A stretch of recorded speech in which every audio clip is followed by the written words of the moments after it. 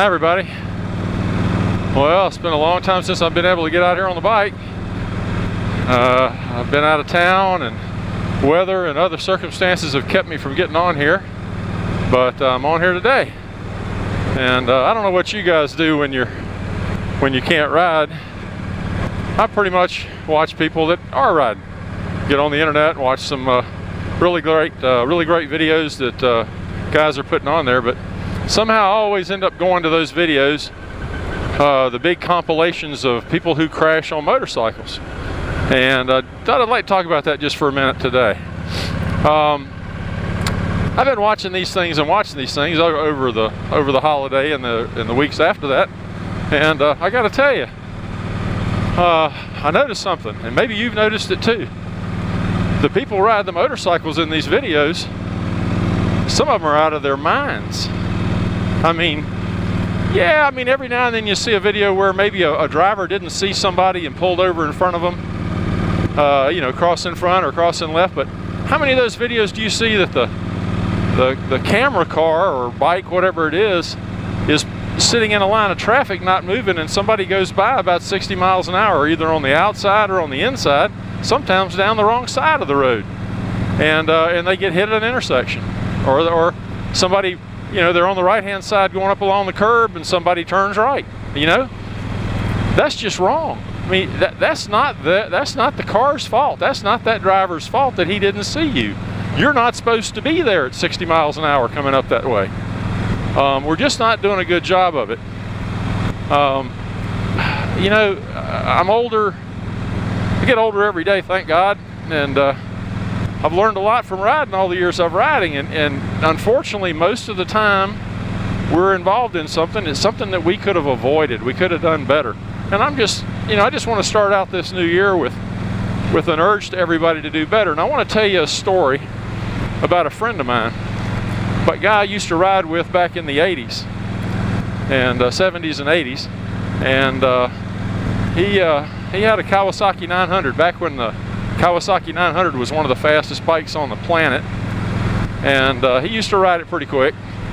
And one day he was heading into town, and on a road not like this one, but a 4-lane, you know, no median in the middle, but 2 lanes this way and 2 lanes that way.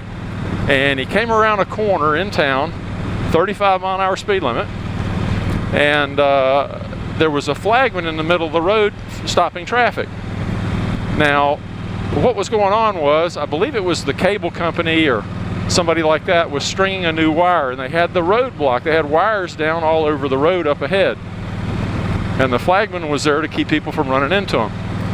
And my buddy was late for something, and he felt like he just couldn't wait, and he thought, well, I can get by through there. I'm on a motorcycle. Shoot, I can squeeze on through there. And so he blew right on by the flagman. Well, there was a guy standing in the middle of the road a little ways down holding a rope, and that rope was running from his hand up to a pole on the side of the road. And he saw my friend blow by the flagman, and he knew that there were wires down ahead, and so he ran toward my friend as he went blasting up, you know, along the side of the road there, almost in the gutter, to go that way. And as he did, the rope he was holding got slack and started swinging down.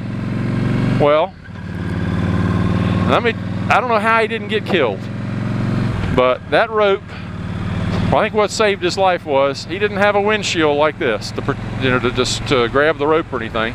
He just had his regular bike, and the rope came down just like this, caught his handlebar right there. The rope's going down to the ground, and the rope going up like this way, and it caught there, and it caught across his right shoulder. And of course he couldn't stop, and the guy holding the rope didn't think about it and didn't drop the rope, and so when it pulled tight, it yanked him right off his motorcycle, and it yanked the rope out of the guy's hand, I think threw him to the ground, and they were both hurt. My buddy, not only did he tear his bike all the heck up, but he also broke his collarbone, and he had to be taken to the hospital. The motorcycle had to be taken to a shop, and by the time he got it fixed and he got healed up and he got out he got out of, you know, got the bike back, it was hundreds and hundreds and hundreds of dollars, plus not to mention his pain and suffering, you know, because of it. Now, you know, he didn't know that he was going to get hurt, but he took the chance to go on anyway, even though when he was seeing warning signs. And maybe that's what I'm looking at here.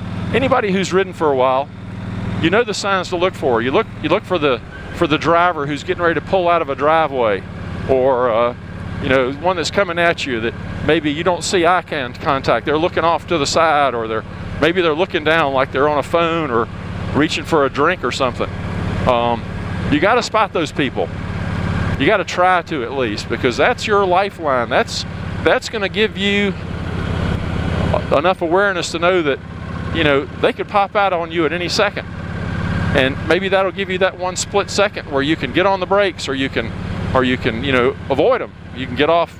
You know, it'd be better to ride down through this yard right here than it would be to hit somebody by, you know, even if you do come off the bike. You know, you just got to look out for this stuff. Now, I'll be the first one to admit there are going to be situations where there's nothing in the world you can do. You didn't see them, they didn't see you. You know, maybe you are in an unfamiliar place, and you know, you just don't know what's going on there. You don't know that people turn into a particular place or turn out of a place, or maybe you're shielded by a truck or something and you just don't see it. I'm going to try to post at the end of this a picture that somebody sent me today, showing a big rig and showing where you can be and they can't see you. And I think that's something I really appreciated them sending me that, and I would like to share it with you. But I'll try to put that picture at the end. But I'm not going to preach on a lot more about this. I'm just want to encourage everybody to really be careful. You know, it's a lot of fun to ride these motorcycles, and you know, I was a young sprout once, and I had some really fast motorcycles, and I used to run them fast. But you know, there's a difference between running your motorcycle fast and running your motorcycle stupid, and that's just what I see, unfortunately, on these videos. So much of the time, it's not the guy in the car's fault. It just isn't. I'd like to say that it was, but you know, unfortunately, in my opinion, it isn't. But anyway, that's just all I wanted to say about that. Hope everybody's enjoying this wonderful winter. I know I've had some 3 weeks of bad weather, and again, circumstance where I couldn't ride. Hopefully you'll get a chance to get out. I noticed on some of the videos some of you guys are, so you guys have a great day. This is gonna be the weekend here in a day or so, and hopefully I'll get to ride some more and get to shoot some more video. All right, well, you guys take care. I'll talk to you later. Bye-bye.